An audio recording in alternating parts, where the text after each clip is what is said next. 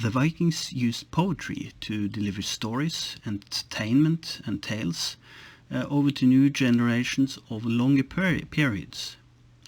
Rhyme and rhythm was better suited to remember the stories over time, and that's probably also why the oral traditions have survived not long enough to be written down later in the 13th century. Music about poetry was used both to fornyrdingsslag, which is everyday meetings and parties, and the more comprehensive drottkvett, which is quarterly festivities or parties. The Vikings also had song and music, but there's no original traces of the music we know have survived from the Viking Age. We have some music that has survived from later periods in the high medieval ages, in the start of the 1300s. But this one, by most accounts, is very different from style from the Viking Age.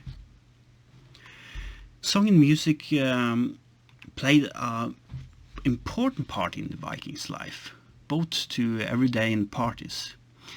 There was song and music to festivities, but also to the work, to make the workload easier, to beat the rhythm, and for signaling for war.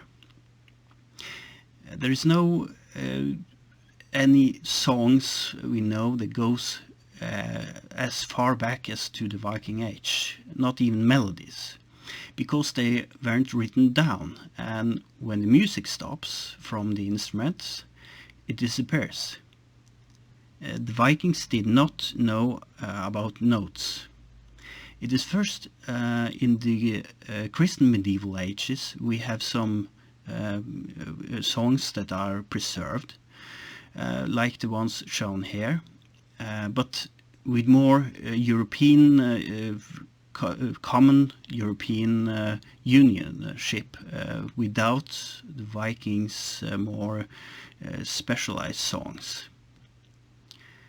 An early song not long after the Viking Age is the medieval ballad Drømde and drøm from early 1300s, which its tones and its accordance with the Viking instruments can be much older.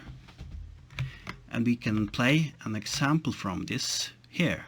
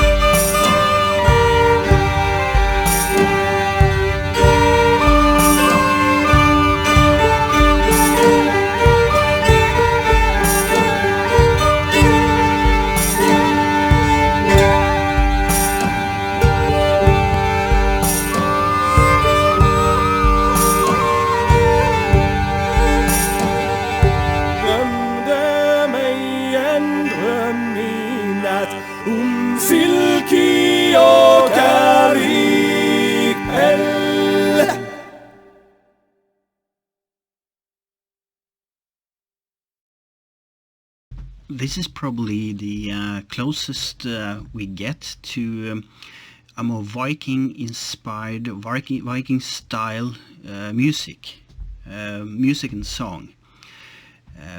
But we don't know if this is old enough to come from the real Viking age.